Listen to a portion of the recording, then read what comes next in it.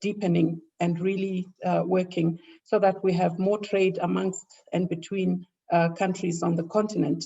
And if African countries look inward and build themselves up and have stronger regional blocks, I think this will be the foundation for Agenda 2063 really becoming successful. And I think also roping in the private sector, which for a long time, I think, in my view, has abrogated its responsibility towards development.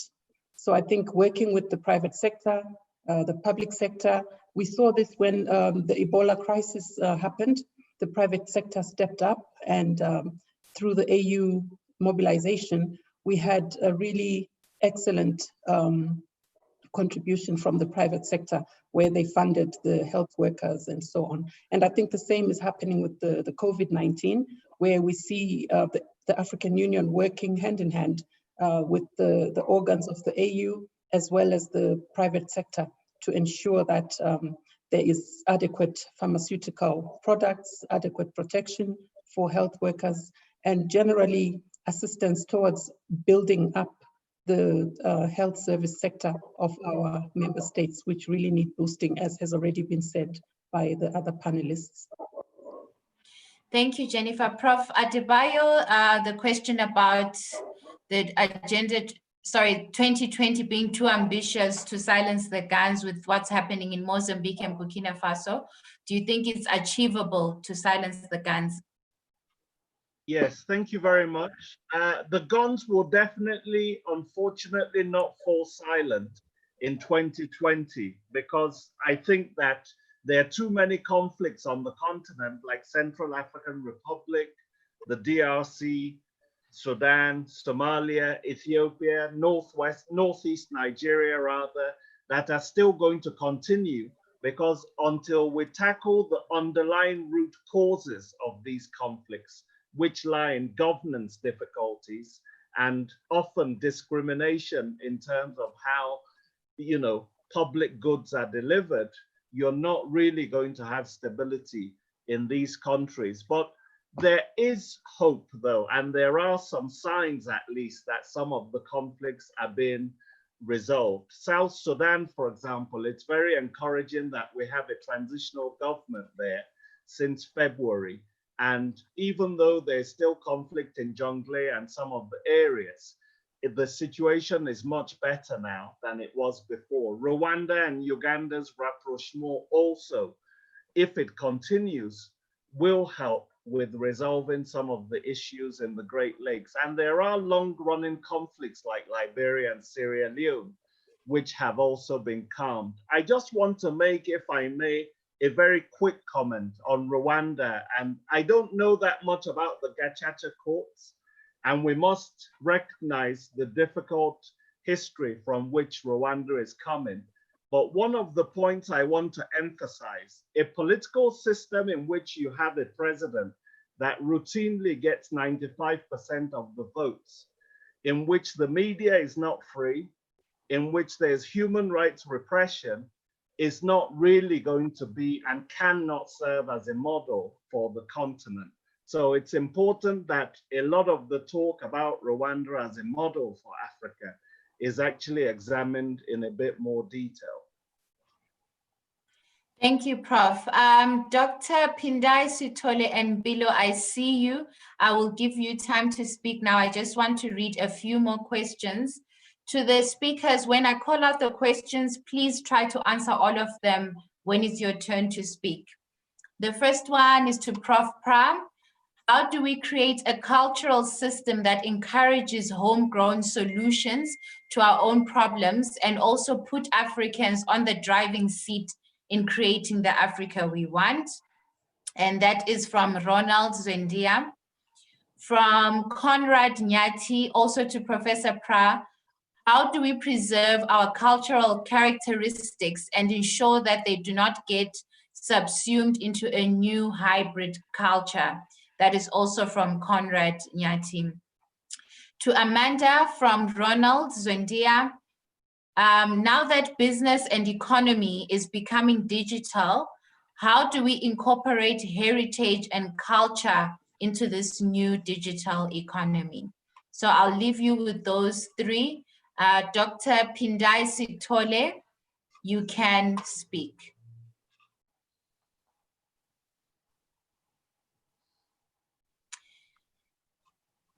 Paul, if I may just ask that you unmute Pindai. Hello?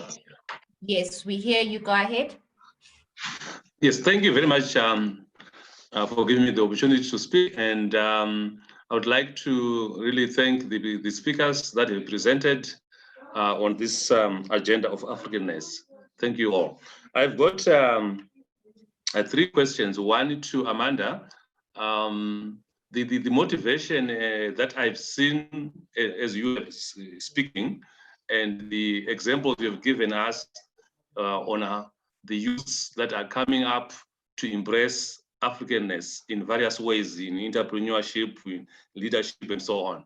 That has been quite encouraging, and you know, it is really, you know, provides optimism that we can you know, transform this continent. So my question is, what would you I'm coming from an education background.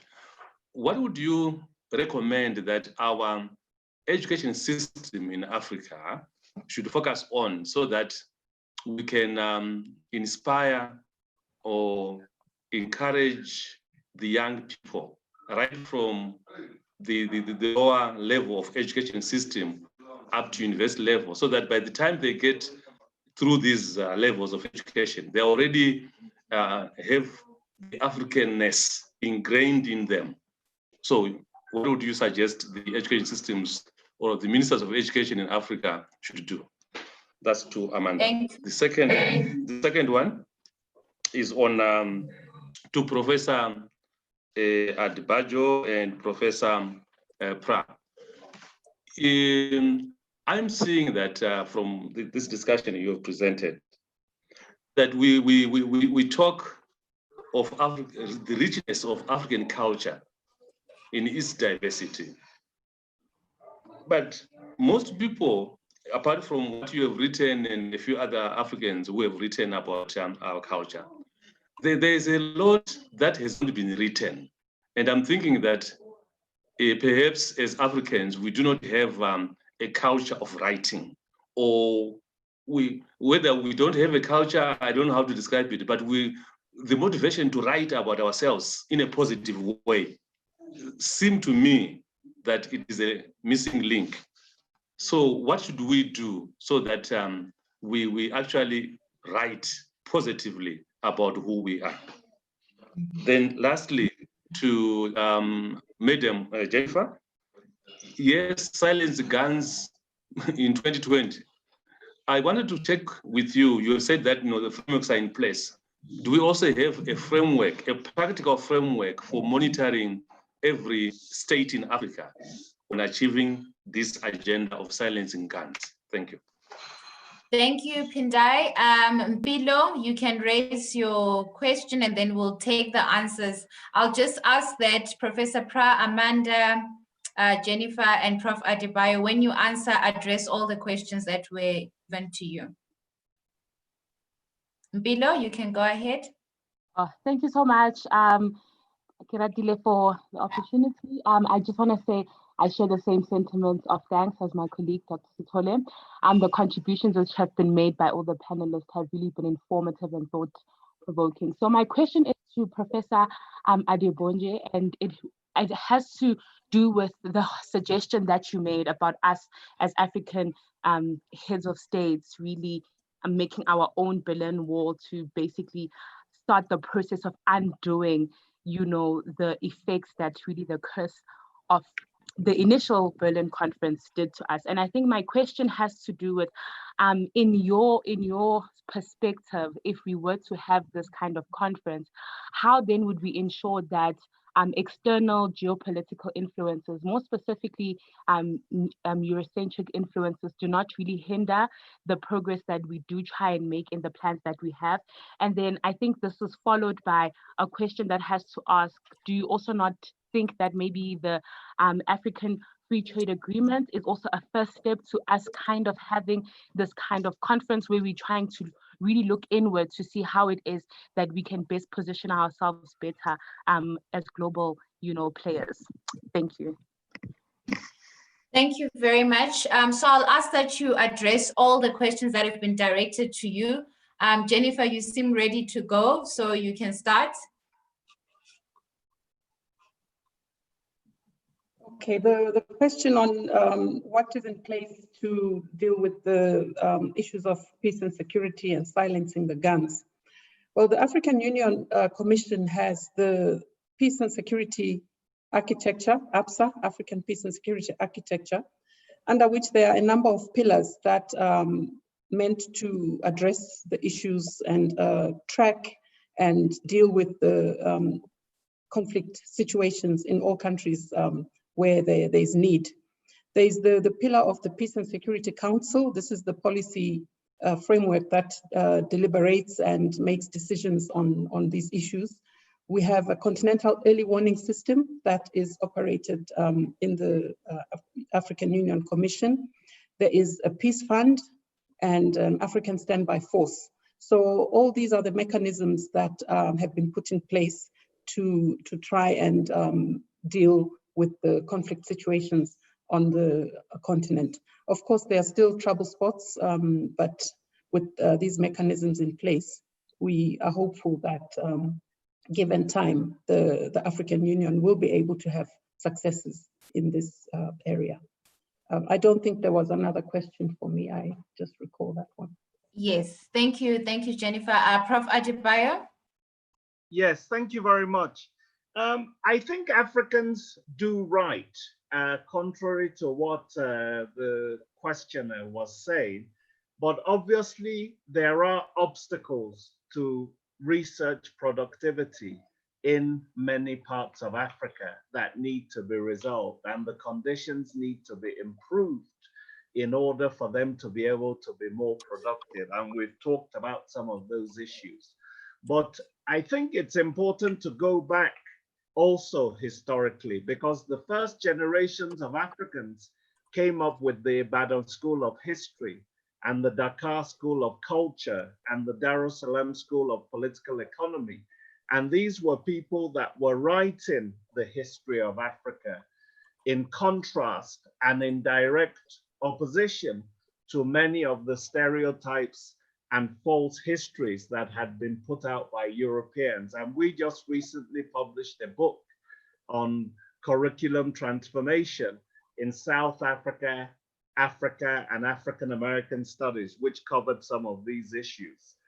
In terms of the Berlin conference in Africa, I mean, it's kind of like a metaphorical call, you know, there may not be an actual conference, but what I'm trying to implore us to do is to start thinking of ways of promoting regional integration in ways that are more genuine. You know, Africa has the lowest amount of trade amongst ourselves at about 17%. I think Southeast Asia is around 50%, the European Union probably closer to 70%.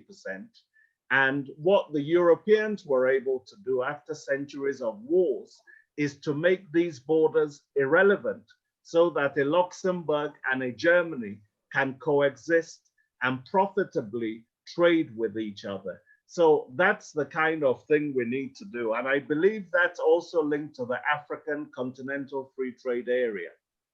I'm not a big fan of it because I think the design is flawed. I think if you want to build a free trade area, it needs to be built on the sub-regional institutions as the pillars. And that's what we decided with the Abuja Treaty and others. Otherwise, you're building on sand. If Nigeria accounts for 65% of West Africa's economy and South Africa for 60% of Southern Africa's economy, they need to have a vision for regional integration and act as the effective motors and locomotives for promoting this integration. So I think until we actually try to promote genuine integration, and also in order for integration to happen, there needs to be something to integrate. At the moment, we're not trading enough things. You know, our goods are too competitive with each other. We're getting stuff out of the ground and exporting it without adding value to it. So those are the sorts of things we need to do, not just a big bang declaring a continental free trade area. You have to do the work at the national and sub-regional level first. Thank you, Prof. Amanda, you can answer straight. Sure. There was a question first about what young people are risking the most. And I think I only have one thing to say to that, is that the biggest risk is really not taking a risk. And if you're not willing to take a risk to change what we think needs to be changed, then nothing will be changed in that sense. So in terms of, there was a question in terms of how to digitize the African heritage, or how to make it more accessible on a digital scale, knowing that business and economy is really digitizing, or rather the future in itself is pretty digital. And I think that it's already been done in a sense, that there's a process of that happening in each and every industry. There's an young entrepreneur who recently launched his own smartphone, and he was doing it with a Chinese manufacturer, and for him to almost digitize it, he really changed his whole strategy by making the phone look African firstly, and also producing it in Africa. And then I think that is in the thing of wanting to digitize the African heritage in itself. But I think it's been done in music where young African musicians are not singing in English anymore, but they're singing in their own languages. And I think the more we embrace our languages, the more we'd be able to take and embrace that heritage as well. So I do agree with Professor Pratt that it has a lot to do with the languages. And if we conserve our languages and try and do a lot of things in our languages, we would be able to embrace that heritage even in business, and even as we go forward in digital, in the digital future, which we are in right now.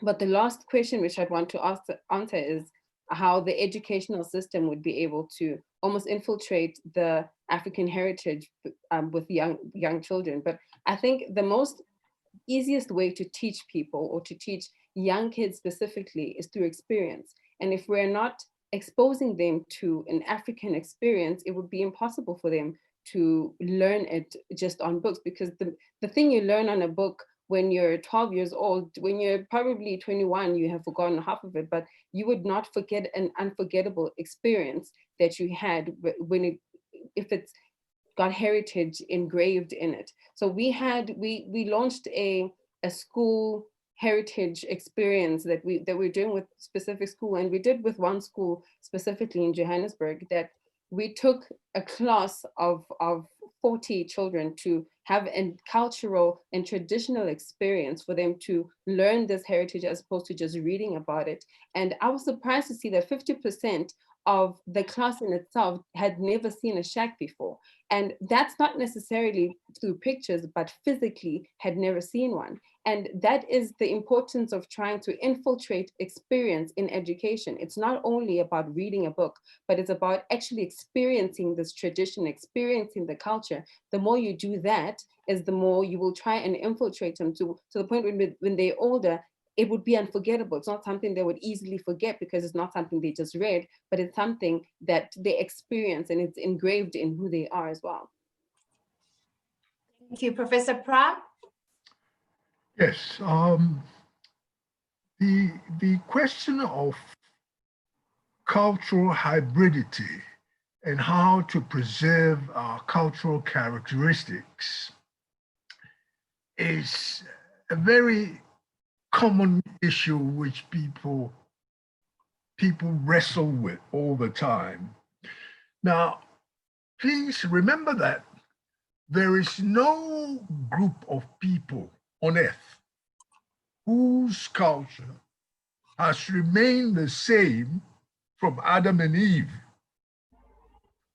All cultures are to a large extent open systems. Cultures are penetrated by other cultures.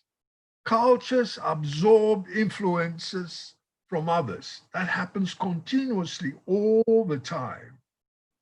What is important for us to remember, however, is that if you don't have a strong basis, if it is not empowered, if your culture is not empowered, then the trading is in such direction that you always lose ground, that you always give way, that your culture is penetrated and always absorbs other influences without it being able to protect itself. Now, what we know also for sure by all linguists and social linguists is that a culture which is not a written culture, which has no written culture, has no way of surviving. A culture which depends only on orality has no basis for preservation. Thirdly, a culture which is not based on indigenous usage of the language also is a leaking culture. So it all boils down to one, using our languages, two, rendering all our languages literate. And please don't believe that there are 2,500 languages in Africa, because that's not correct. If you count Ndebele, South Africa, as a separate language from Ndebele in Zimbabwe, and as separate languages from Siswati in Swaziland, and different languages from isiZulu in South Africa, and a different language from isiXhosa in South Africa, then you will count 1,000,001 languages in Africa. But if you have the sense to count them as one core language with varieties, if you use the same orthography, the same spelling system for them, you can write them in such a way that a Zulu will be able to read what a Xhosa writes, and the Ndebele will be able to read the same thing, and so on. So quite suddenly you would have languages which for first language speakers, second language speakers, third language speakers would number about 50 to 70 million in each instance. Now, the other thing to remember is that all these languages in Africa cross borders. Only a few languages in Africa, a small minority, very small minority, do not cross borders, because these borders were created for us not more than 100 years ago. If we want to make progress, we have to cooperate across borders. This is the meat of the process of African unity, that we should be able to produce books which are for 50, 60, 70 million people. On the economies of scale, they are viable. They can be used in schools in all countries in the region, because if you, for example, with the Nguni languages, if we use common orthographies, then we will be able to reach audiences in 7 countries in the region. With the Sotho Tswana, it's the same. You know, you're talking about Namibia, Zambia, South Africa, Lesotho, Botswana, and a small section of Zimbabwe. So this is how, and the unity that we're talking about, the African unity, then begins to take a cultural form, which rests on our history and our cultures and our customs and our traditions, and it immediately expels this feeling of victimhood and powerlessness and inferiority complex. If we can study science and technology in our languages, people will not feel inferior. Now, hybridity, don't worry about hybridity, because every society, you see, the Chinese received Buddhism from the Indian subcontinent. They, in turn, passed Buddhism on to the Koreans. The Koreans passed Buddhism, 5th century AD on to Japan. The Japanese who learned Buddhism from Korea came back in the 20th century to conquer Korea. They dominated Korea from 1910 to 1945. Korea went and forced their language on Koreans. So what I'm trying to point out is mixing of cultures, interaction, but it must be on the basis of our own. The foundations should be on our own, and they should be strong foundations. Then we can absorb elements that we like, we can be selective, and build on what we have with confidence. That is the issue of hybridity. The other is the issue of how to create a cultural system which is robust. Again, I'll go to language. If you write in English, if you write a novel in English, whether you like it or not, whether your face is black or blue or green or yellow, that book becomes part of a culture of the English-speaking people of the world, in the first instance. If you write a book in French, like Césaire, like Diop, Pirago Diop, like Senghor, and so on, it becomes part of French culture in the first instance. It becomes interesting to look at it as an African who had written in French.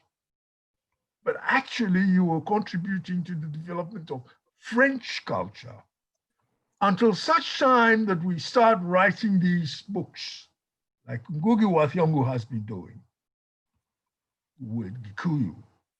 We're not going anywhere. Our culture is not being developed. The last thing is the thing of culture of writing. I have always argued that it is interesting to note that the so-called French-speaking Africans are more prolific in writing about themselves and their societies, and so even in French, than the English speakers. I think you could say similar things about the Lusophone, so the so-called Lusophone area of the world. But we will not come onto our own until we start writing in our own languages. Then the genius of Africans will show. Then the beauty of our languages, the beauty of our idiom, the beauty of our tongues will come out. Then we will become what we should be. Thank you. Thank you, Professor Pra. I think we will wrap up now.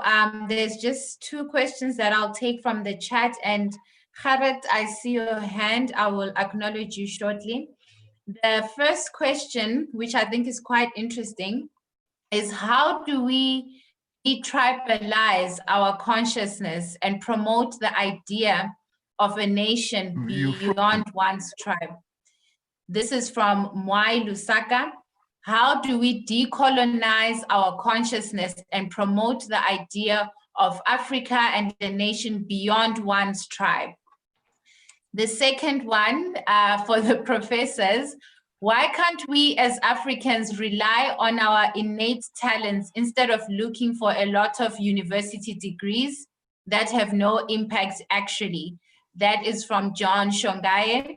Why can't we as Africans use our talents instead of looking for a lot of university degrees that have no impact?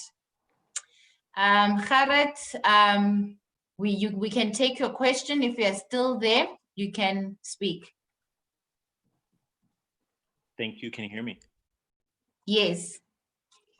Appreciate the opportunity to be here. My question is, I'm part of the African Youth Network Movement, the steering committee. What role do you see the African diaspora playing in the development of, or the realization of Africa's agenda for the Africa that we want? Different African diaspora, like the Caribbean, the US, they're facing some of the same challenges. So what role do you see them playing and African diaspora across the world in Africa's development? Okay, let's answer those and then we'll wrap it up. So any takers? I'll start that. Now, Yes. This last question is a very important question because we have hardly touched on the relationship with the diaspora. The diaspora is very important. It's extremely important. It's an organic part of the African being historically. In fact, if you look at it historically, the diaspora has been key to the development of the anti-colonial reaction, which emerged in Africa from the beginning, or from the earliest times. I think also that the African diaspora, like all the other diasporas in the world, eventually would have, by all means, an increasing say in what happens on this continent, just like the Chinese diaspora did for China, just like the Indian diaspora is doing for India, just like the Arab diaspora is doing for the Arab world. So the African diaspora has inevitably an important contribution to make. But we also, in turn, have to minister to their needs, also have to listen to them. And I think the key thing that has to happen is that we have to recognize that the diaspora left Africa forcibly. They didn't leave with passports. They were taken away forcibly out of this continent. So their right of return, the rights of those that want, in principle, the right of return should be unconditional, and it should be open to them. Those that want to take it, but I suspect that looking at the world as it is, there are more Africans who want to go there than those there who want to come here, this way, this direction. But it doesn't matter, it still doesn't damage the principle that they have an unconditional right of return under any terms that we can think of. Thank you. Thank you, Professor Pra. Prof. Adebayo? Thank you. Just two quick responses. First, on the innate talent instead of university education, I think you need both. Maybe you don't need to collect a lot of degrees, but I think what university training gives you is a certain discipline in how to use that innate talent. And it's no coincidence that many of our, best first generation leaders, your Mandelas, your Nkrumahs, your Azikiwe, your Inyereres, had very solid university education. So I would not underestimate that. And then in terms of this issue of the diaspora, I also think, like Professor Pra, it's a really important issue. The African Union has said that the diaspora is the 6th African sub-region, but this is largely devoid of any substance whatsoever. From time to time, maybe they have diaspora meetings where they bring people from the diaspora, but there is no sustained kind of link between the diaspora and Africa. So I believe we need to go back to where Pan-Africanism started, which is a bottom-up civil society movement. We need to move away from a Pan-Africanism of governments, which is what happened when Pan-Africanism came home after the 5th Pan-African Conference in 1945. So that's what I would encourage more. African Americans, Caribbeans, and Africans actually trying to develop these links and doing things together, whether it's research or whatever else they want to do together in terms of lobbying for the promotion of African liberation. Thank you very much. We will end it there. Some of your questions are similar to the ones that have been answered, but the conversation definitely doesn't end here. We will have many more of this. But before we close, I'd like to call upon Mama Graça Machel to conclude this session for us and also let us know how Minds is planning for more events like this. We're very encouraged by your participation and your engagement, and we promise to continue to do more. So Mama Graça Machel, please could you conclude for us and close the session? This was a very fascinating conversation, I'll call it. We listened from the brilliant minds of some of our leaders of thought. We listened from young generations like Amanda, and of course the interaction from the questions which came made this conversation really very rich. We listened from Jennifer, who is bringing the African Union in its aspirations for Africans, etc. But I would say it was a very good start to systematically bring together people who are interested in really knowing much more in depth what we mean by Africanness, one, but those also who can contribute to help us to unpack, as it happened this afternoon, to unpack what we mean and how we can get there. I take from these discussions some very important contributions which we are going to follow up. The first one is the issue of languages, and languages as custodians of our beliefs, our values, some of the rituals, if you like. But all this you can find not only in what we practice on a daily basis, but it is expressed in our languages. And I think it's a very valid point when Prof.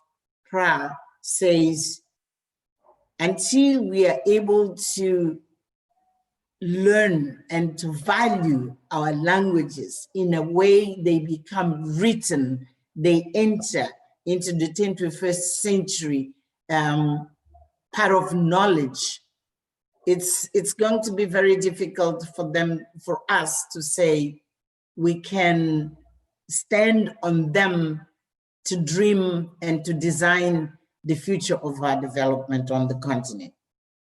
So I think we will take as Minds the responsibility of following up with the issue of languages. And I'll end up at the end, I'll say what I think. I take also very strong points from this that we need to research. We need to document. And Amanda was very strong on this to say young people, they know very little of African heritage. So it's not their fault. It's because either those who are old enough or those who are in research institutions do not bring it to the light in a way young people can be interacting with them to own them. And yes, you made a good point, Amanda, that it's not only about the theory of what African heritage is, but you need to practice. And that's the responsibilities which are not only of public space, but they have to be also our families, our communities to do that. In fact, I must say that sometimes we just do not have the link or the linkage between what happens in our communities and what is in public space. Because if you look at the way our marriages, our funerals, when we celebrate our child is born, etc. Yes, we do go back to our heritage. But it's like this is a private issue. It's not brought to the public space. And I think we need to find ways of really popularizing those community and family practices which define us to become and to belong to our public space. But here I take the note that young people cannot love what they do not know. So we have to intentionally really encourage, one, research and documentation of what African heritage is all about. Second, write about it, debate about it, to offer it systematically so that then we will have what I will call intergenerational dialogue. As we had this afternoon, you have those who have been socialized perhaps in a traditional way like myself, and those who are young people who are already in a space which is it's a hybrid, as it was mentioned here. But these intergenerational dialogues are very important. And we will, as we tried with this webinar, actually, we brought older generation and young generation, and we'll continue to follow that approach. And I was also very happy to hear about the Laduma story. I've seen it, but it was interesting to revisit it and to say, you know, you can only take pride and fight for your culture if you feel it. It's a part of you. And this is probably what we need also to see how we can contribute to make it happen. Because I don't want to be long, I found very interesting the idea which came from Professor Adebayo to say we need to undo the curse of Berlin Conference. And I think we'll follow this. It is true, it's a metaphor, but more than metaphor, I think it can be encouraged to happen in different levels, not only of heads of states and governments, but we also as a civil society organizations, we can have a process in which, yes, we accept that we have an important role in undoing the Berlin Conference. And the issue of how we popularize languages, for instance, it's one of them, as Professor Krau was saying, and many other ways we can find, but we will follow this line, what it means and what can be done to undo the curse of Berlin Conference. Then the Pan-Africanism. Yes, it is true. And I just want to share very quickly that Minds is quite aware of the importance of Pan-Africanism. In our own way, we established the program of scholarship for young Africans who deliberately are not going to do their master's or, their postgrad, whether it's master's or it's PhD, in their country of origin. They have to go to another African country. They don't go to America or to Europe or to China. They have to do their postgrads in Africa.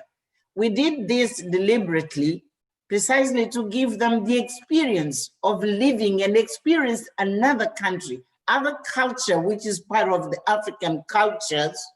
But when you live 1, 2, 3 years in one country, definitely you contribute also to break these borders which were imposed on us.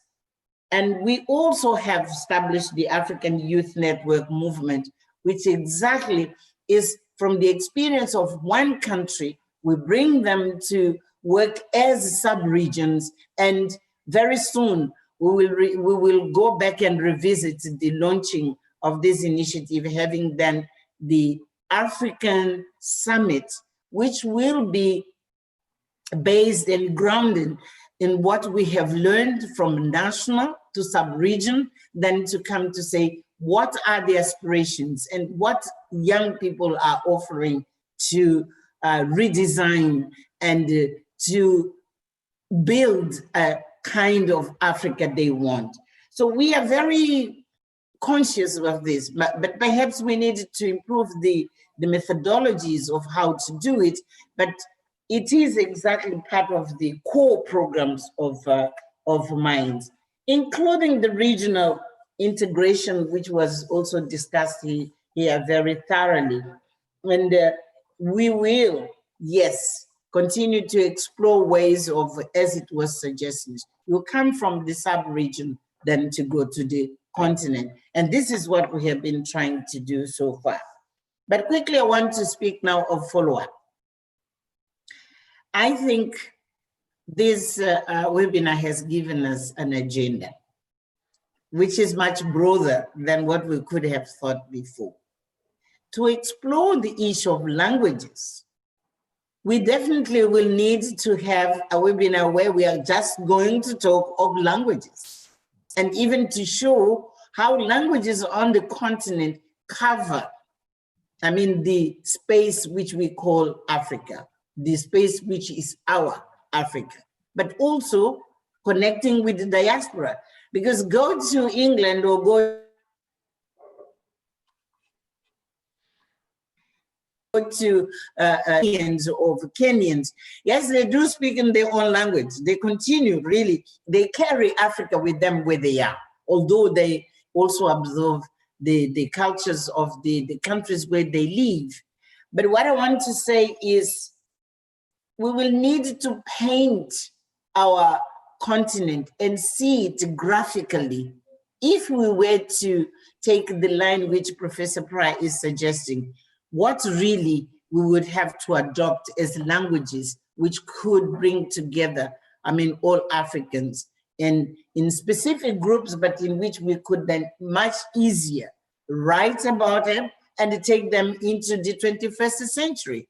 It's an exercise which is worth doing. And I think also we could discuss the issues of the regional integration in the context of, yes, the African Trade Agreement. But again, the African Trade Agreement is an economic integration.